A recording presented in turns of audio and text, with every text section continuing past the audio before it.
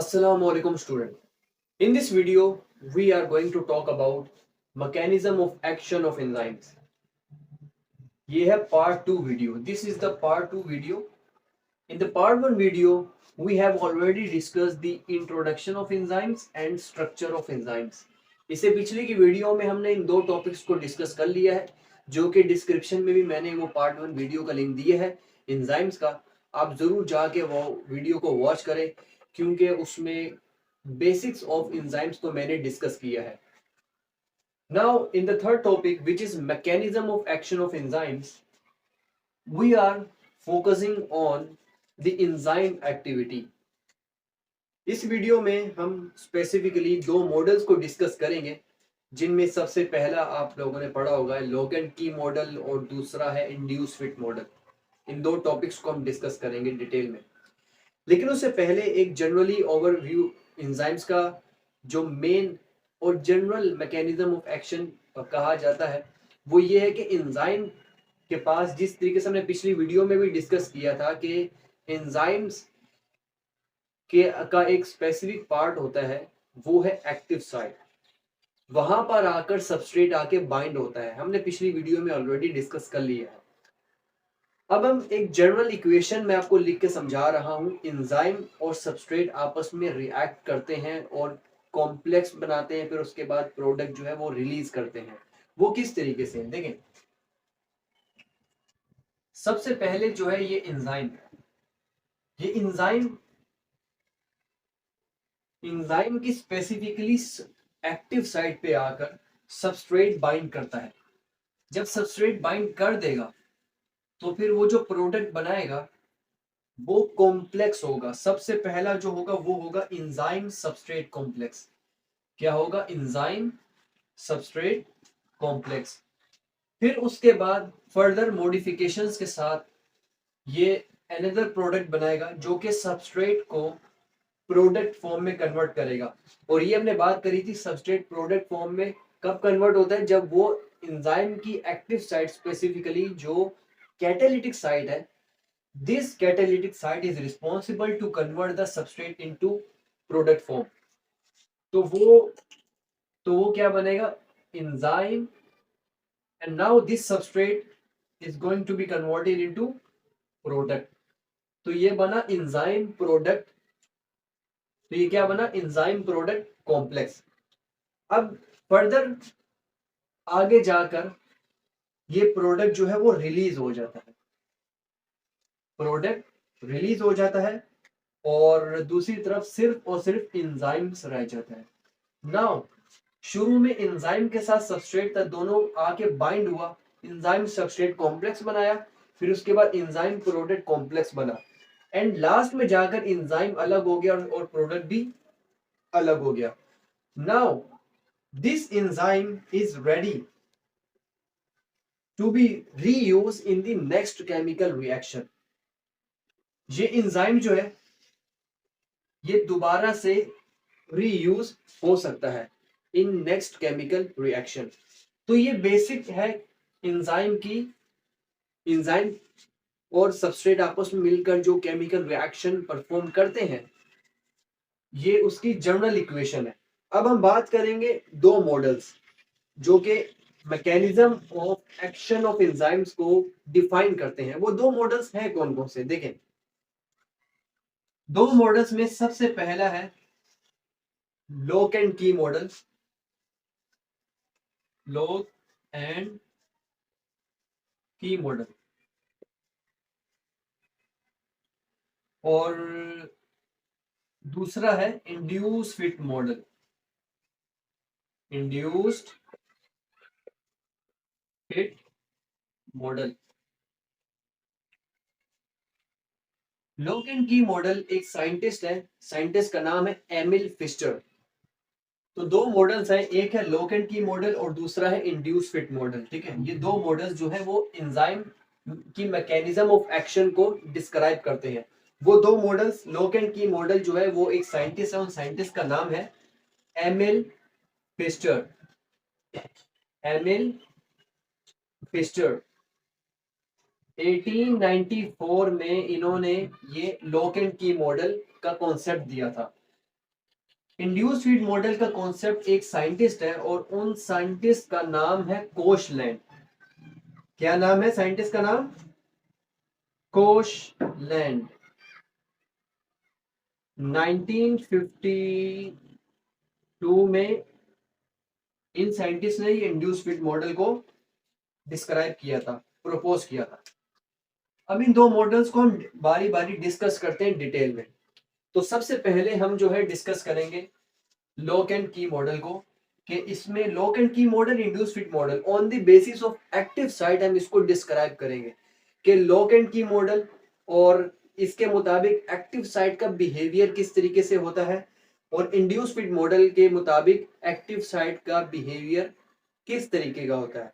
और इसके साथ साथ हम इसके अंडर में डिफरेंट एग्जांपल्स को भी हम डिस्कस करेंगे। तो सबसे पहले हम लॉक एंड की मॉडल को डिस्कस करते हैं।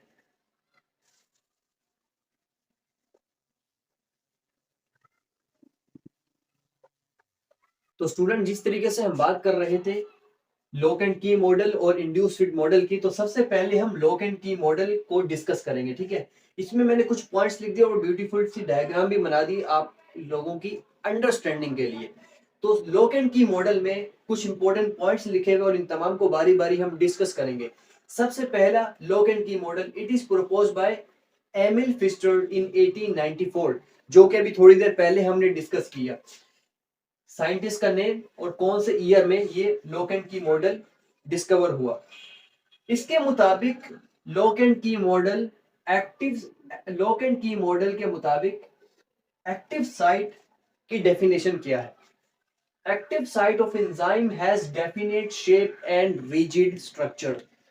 जो एंजाइम की एक्टिव साइट है वो डेफिनेट शेप और रिजिड स्ट्रक्चर होती है। और इससे मुराद क्या हुआ? इससे मुराद ये हुई, फॉर एग्जांपल ये डायग्राम है, अगर तो ये एक्टिव साइट ये रही, ये है एक्टिव साइट, एंजाइम के ऊपर ही एक्टिव साइट होती है। ठीक है, ये एंजाइम प्रोटीन पार्ट है और इस पर मौजूद होती है एक्टिव साइट। पिछली वीडियो में मैंने डिस्कस पूरा डिटेल में किया, तो वो वीडियो को लाजमी देखिएगा।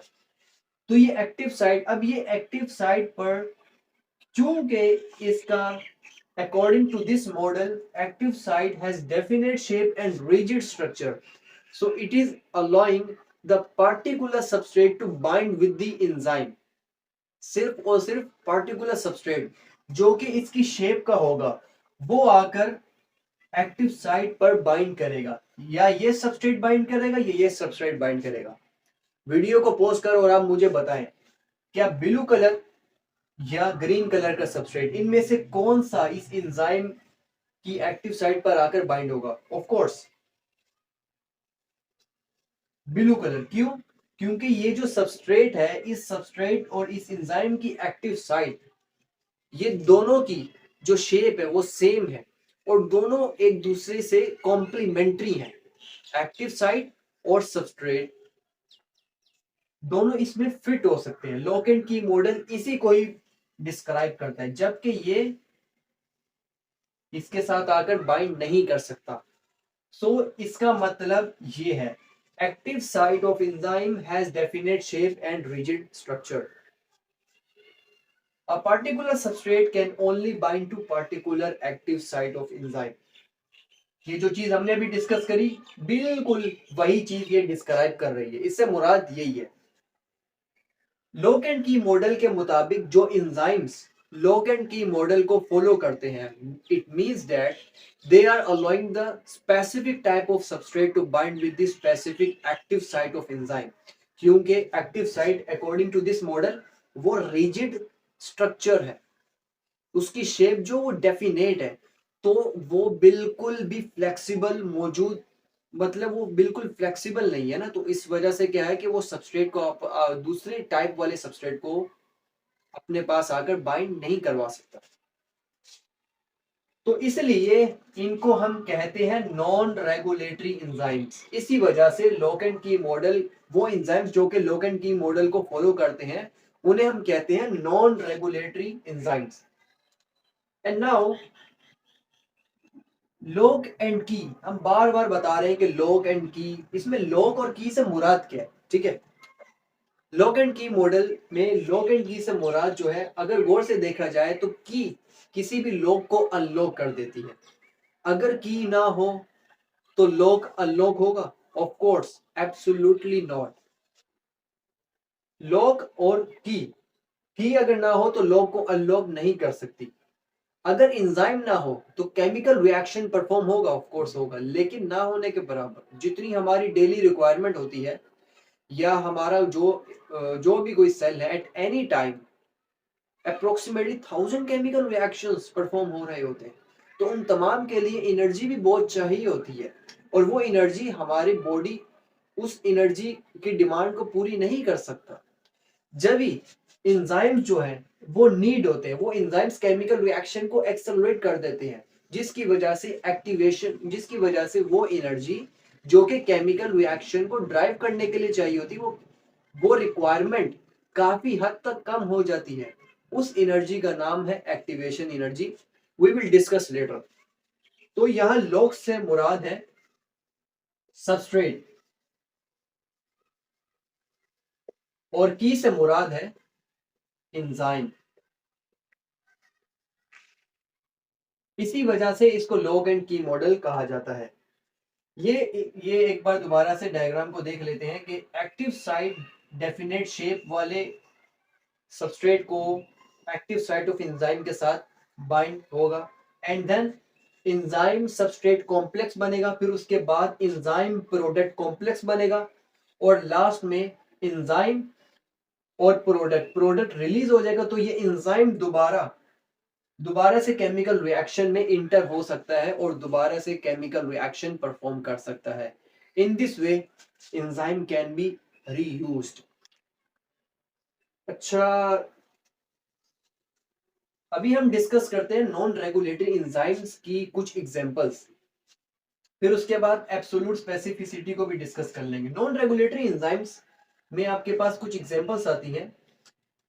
वो examples, for example we have, आप बल्कि एग्जांपल्स लिख लें, मैं आपको डिक्टेट करवा रहा हूँ। नॉन रेगुलेटरी एंजाइम्स की एग्जांपल है माल्टेस, सकरेस। तो ये दो अलग अलग एग्जांपल्स हैं।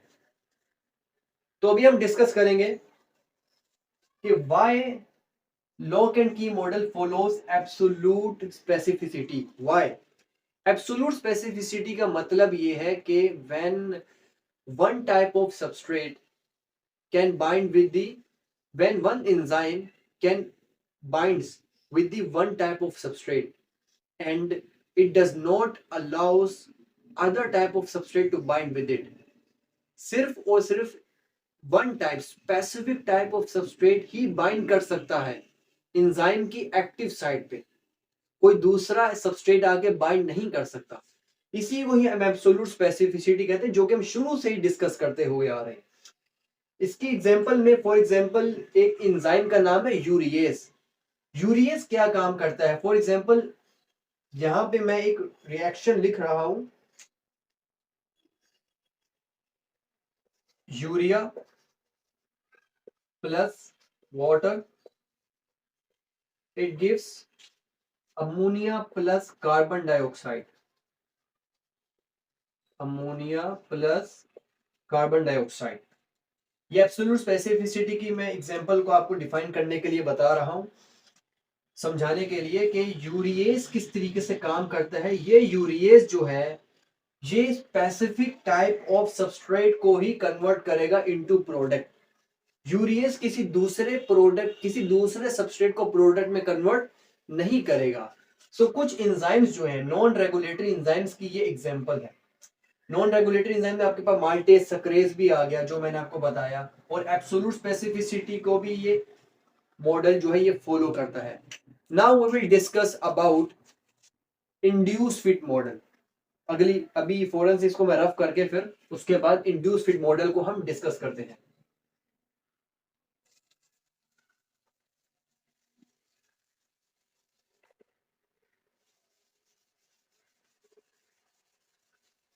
तो अभी जो है हम डिस्कस करेंगे induce fit model. Induce fit model is proposed bye Koshland in 1959। Koshland scientist है जिन्होंने इंड्यूस फिट मॉडल को 1959 में प्रपोज किया था, यानी कि डिस्कवर किया था। और according to induce fit model, what is the definition of active site? Induced fit model के मुताबिक एक्टिव साइट से मुराद क्या है? Active site is flexible, therefore it modifies itself as the substrate interact with the enzyme. Active site, according to lock and key model, वो active site rigid structured, rigid shape, और लेकिन यहाँ पर induce fit model के मुताबिक active site जो है वो फ्लेक्सिबल इन नेचर होती है, जिसकी वजह से वो more than one type of substrate को अलाउ करती है. Substrate active site of enzyme allow करता है to bind with the active site of enzyme. और उसके बाद ये मैं फॉर एग्जांपल आपको डायग्राम से समझाता हूँ. ये है एक्टिव साइट और आप खुद देख सकते हैं कि ये according to lock and key model ये सबस्ट्रेट बाइंड नहीं कर सकता, लेकिन according to induced fit model ये एक्टिव साइट जो है वो फ्लेक्सिबल इन नेचर है. अब चूंकि ये फ्लेक्सिबल इन नेचर है तो ये active site according to the shape of substrate अपने आप को रीगेन करेगी, अपनी शेप को दोबारा से मॉडिफाई करेगी अकॉर्डिंग टू द सबस्ट्रेट. तो ये सबस्ट्रेट है और ये एंजाइम है. जब ये दोनों मिल गए तो एंजाइम सबस्ट्रेट कॉम्प्लेक्स बन गया. एंजाइम सबस्ट्रेट कॉम्प्लेक्स की फर्दर मॉडिफिकेशन हुई, इंटरनल चेंजेस हुई, कन्फर्मेशनल चेंजेस हुई और बना enzyme product complex. Enzyme product complex बनने के बाद फिर प्रोडक्ट जब रिलीज हुआ, and now you can see after the completion of the reaction the active site regains its shape. तो यहां पर यही बताया गया, after completion of the reaction the active site of the enzyme regains its shape, and because of the flexibility of active site they are called regulatory enzymes or you can say allosteric enzymes.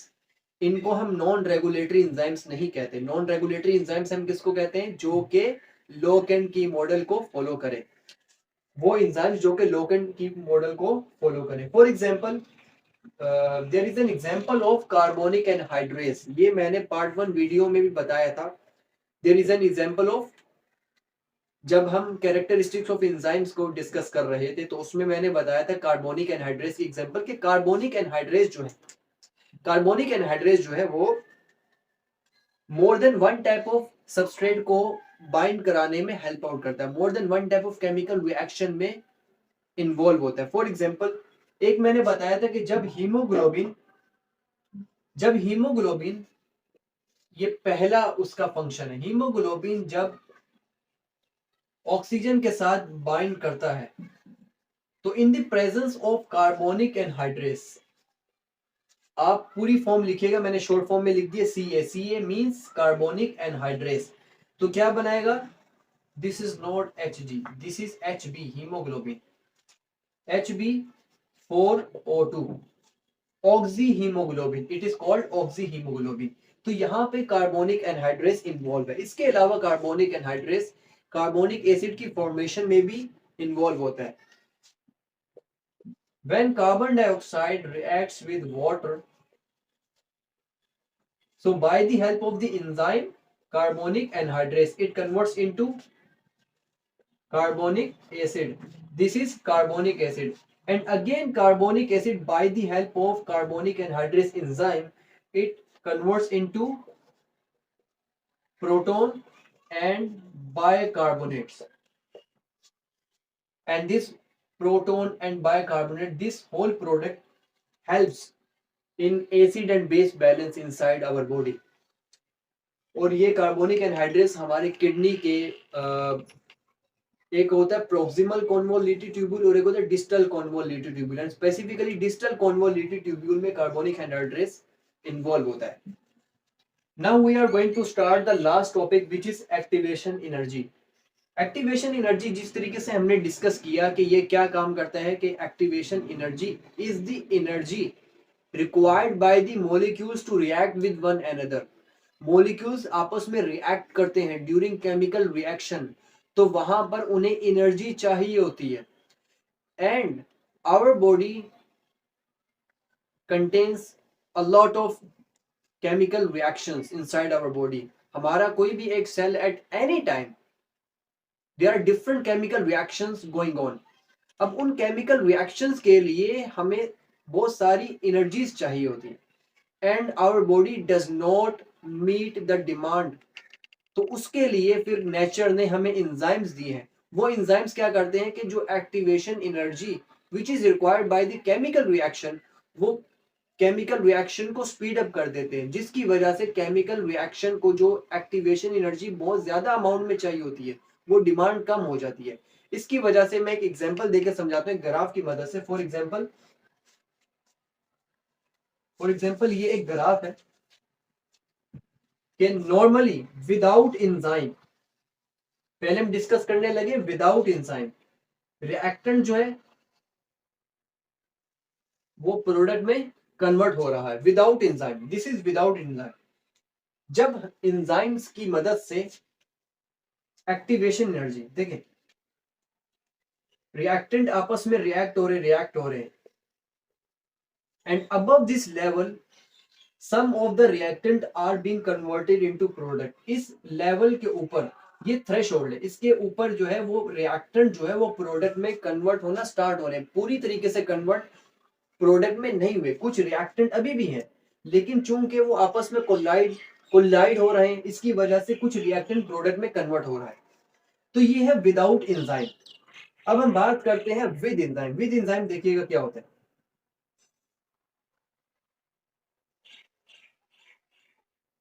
With enzyme से जो activation energy है वो कम हो गई है, लेकिन जब enzymes था, एंजाइम नहीं थे, एंजाइम जब नहीं था तब एक्टिवेशन एनर्जी बहुत ज्यादा चाहिए थी।